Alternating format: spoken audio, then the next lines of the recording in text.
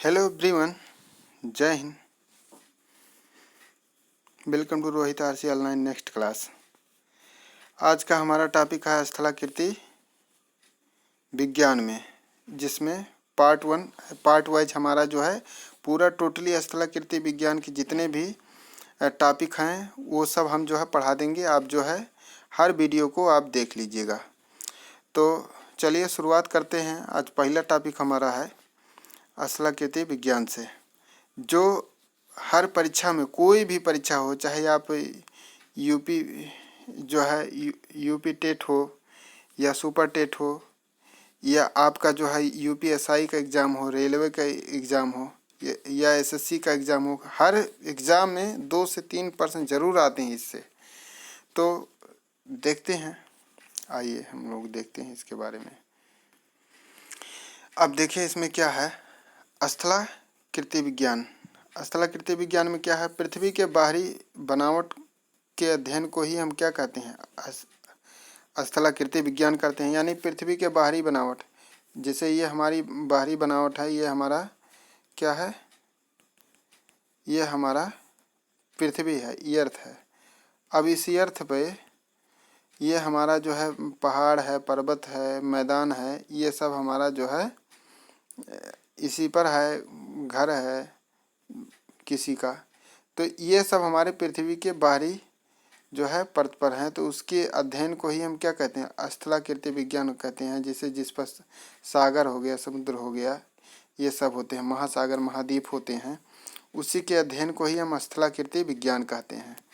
अब देखिए पेडोलॉजी किसे कहते हैं, मृदा विज्ञान को के मिट्टी के अध्ययन को पेडोलॉजी कहते हैं, मृदा विज्ञान को ही। अब आते हैं हम आगे। अब इसके अंतर्गत कौन कौन से टॉपिक आते हैं। इसके अंतर्गत अध्यापन की कला सीखी जाती है, यहाँ कला सीखी जाती है। उच्चावाच क्या होता है, पृथ्वी के उबड़ खाबड़ आकृति को उच्चावाच कहते हैं। ये 3 प्रकार के होते हैं। कौन कौन, पहला महाद्वीप महासागर होते हैं। द्वितीय श्रेणी में हमारा महाद्वीप पर बनने वाले आकृति को कहते हैं, जैसे पहाड़ पर्वत हो गया, पहाड़ हो गया, मैदान मरुस्थल हो गया।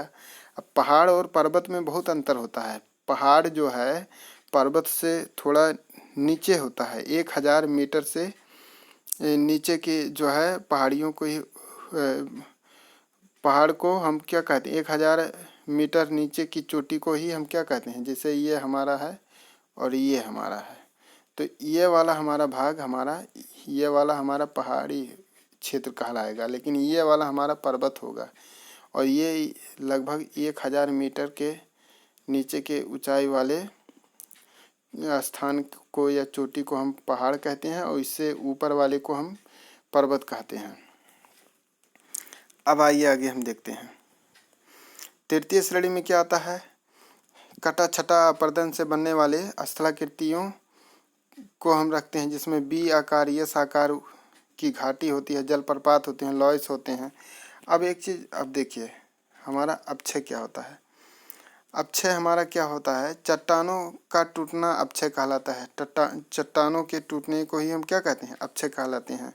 जैसे बल व दाब के द्वारा टूटना भौतिक अक्षय कहलाता है। अम्ल और क्षार के द्वारा टूटना रासायनिक अक्षय कहलाता है। चूना पत्थर पर भौतिक और रासायनिक दोनों प्रकार के अक्षय का प्रभाव पड़ता है। अपर्दन क्या होते हैं, अपर्दन। अब एक चीज़ और है, ये हमारा अक्षय क्या होता है, इसमें बल और दाब के बारे में हम देख लेते हैं इसमें। अब देखिए ये हमारा जो है ये पूरा दिख रहा है आपको। यहाँ पर जो है देखिए, यहाँ इस पर बल भी लगा है, दाब भी लगा है, वाय दाब लगा है, वाय का बल भी लगा है, वायुमंडलीय दाब से ये हमारा चट्टान जो है घिस पिट कर एकदम से टूट गया है, निकल गया है, ये सब देख रहे हैं। तो यही सब है। और अम्ल और क्षार से क्षरण, देखिए ये खेत है, गेहूं के खेत में अत्यधिक जो है भू क्षरण का जो है दृश्य है। ये देखिए बबुआ जो है यहाँ पर खेती कर रहे हैं, तो ये है। अब हमारा आता है अपर्दन। अपर्दन में हमारा क्या होता है, चट्टानों के जो है घिसावट को अपर्दन हम कहते हैं। जैसे अपर्दन की क्रिया जो है वायु, नदी व भूमिगत जल, बर्फ, सागर द्वारा होता है ये अपर्दन। अब देखिए निक्षेपण क्या होता है। निक्षेपण में हमारा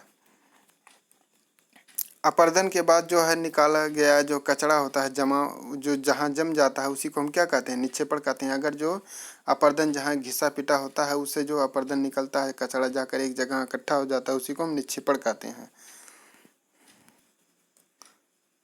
अब देखिए हमारा क्या है, नदियों द्वारा निर्मित स्थलाकृति। जैसे उद्गम हो गया। उद्गम किसे कहते हैं, जहाँ से नदी निकलता है उसे उसी स्थान को उद्गम कहते हैं। मुहाना कहाँ किसे कहते हैं, नदियाँ जहाँ जाकर सागर में मिलती हैं उसी को मुहाना कहते हैं।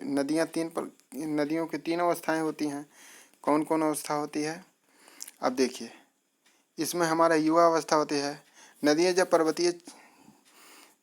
पर्वतीय ढलान पर होती हैं तो केवल क्या करती हैं, अपर्दन करती हैं, जिसे युवा अवस्था कहते हैं। प्रौढ़ावस्था क्या होता है, इसमें नदियां मैदानी क्षेत्र में पाई जाती हैं और अपर्दन के साथ साथ निक्षेपण भी करती हैं, उसे प्रौढ़ावस्था कहते हैं। वृद्धावस्था क्या होता है, नदियां अपने मुहानों तक पहुंच जाती हैं और ढाल कम होने के कारण वे केवल निक्षेपण ही करती हैं, मतलब कचरा जमाव करती हैं, उसी को हम क्या कहते हैं, वो वृद्धावस्था आ जाता है मुहाने पर जब पहुँचती हैं। अब देखिए पर्वतता क्या होता है, किसी स्थल के जो है समुद्री से ऊंचाई को पर्वतता कहते हैं। पर्वतता जो है जितनी अधिक होगी उतना ही अधिक जो है ढलान होगा, उतने अधिक जो है नदियों की पर्वतता होगी, शक्ति भी उतने अधिक होगा। अब क्षिप्रिका क्या होती है, क्षिप्रिका में देखिए ये हमारा है भैया क्षिप्रिका। क्षिप्रिका में हमारा क्या है, नदियां जब पर्वतीय क्षेत्र पर होती हैं तब मुलायम चट्टान को काट देती हैं और किंतु कठोर चट्टान को नहीं काट पाती हैं, तो उससे जो है हमारा ऊबड़ खाबड़ आकृति के निर्माण कर देती हैं, जिसे हम क्या कहते हैं, क्षिप्रिका कहते हैं। नदियां जब पर्वतीय क्षेत्र से निकलती हैं तो ऊबड़ खाबड़ जहाँ जो है कमज़ोर होता है, जहाँ मुलायम होता है, उस चट्टान को काट देती हैं, कठोर को नहीं काट पाती हैं, तो उसी को क्षिप्रिका कहते हैं। तो ये देखिए हमारा क्षिप्रिका है। और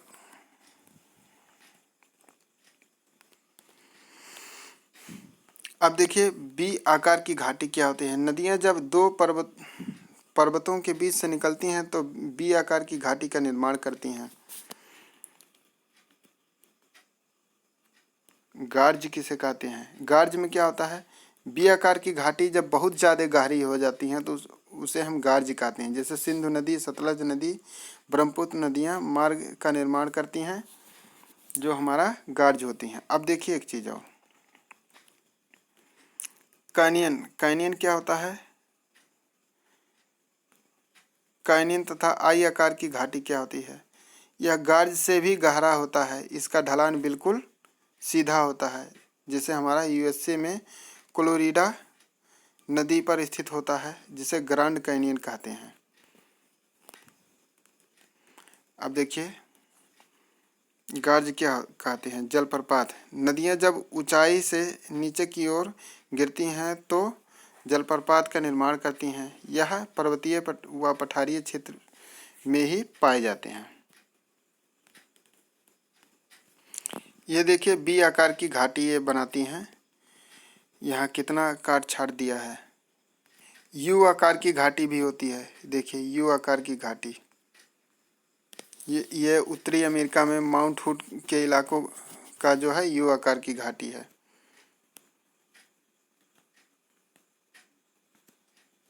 ये देखिए कचरा जमा है किस तरह से है, ये वाय अपर्दन से हुआ है। देखिए वाय अपर्दन, वाय द्वारा अपर्दित हुआ है ये चट्टान, ये अम्लों द्वारा अपर्दित हुआ है, देखिए ये। और ये हमारी दुनिया है, प्यारा सा हमारा पृथ्वी, जिस पर जो है तमाम प्रकार के जंगली जीव हैं और इंसान भी रहते हैं। इसमें देखिए हमारा पृथ्वी के लेयर क्या होते हैं, पृथ्वी का जो है सभी प्रकार के लेयर के बारे में है। अब देखिए से हमारा पृथ्वी ये है, पृथ्वी का लेयर है, आंतरिक लेयर को इनर कोर कहते हैं, आउट कोर अब इसमें देखिए हमारा ये इनर कोर है, ये आउट कोर है, और उसके बाद जो है डी लेयर है, इसका लोअर जो है मेंटल है, और मेटल ट्रांसमिशन जोन है, ये अपर जोन है, और ये क्रस्ट हमारा ऊपरी वाले भाग को हम क्या कहते हैं, क्रस्ट कहते हैं।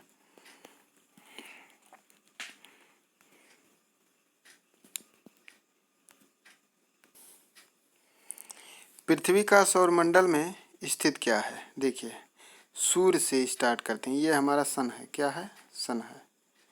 सन के बगल में ये हमारा बुध ग्रह, बुध के कोई भी उपग्रह नहीं है।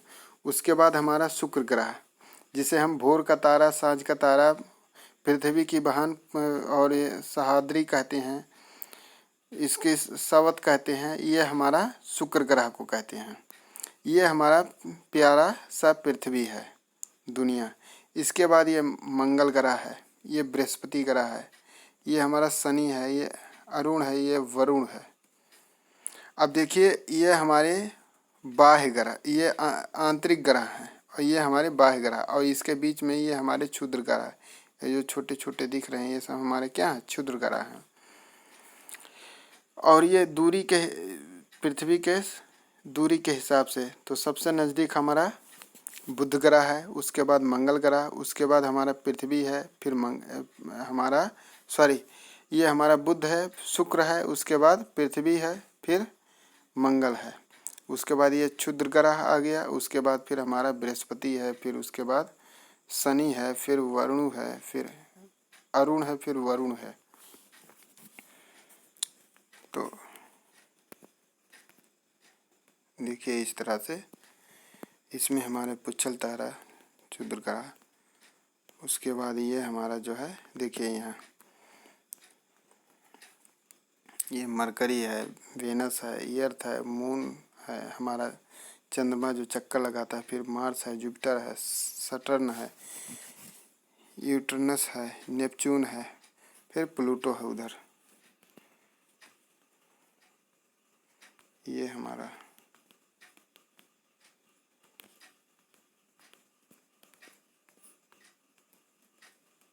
Solar system. तो ठीक है, आज का क्लास हमारा यहीं तक। थैंक यू, जय हिंद।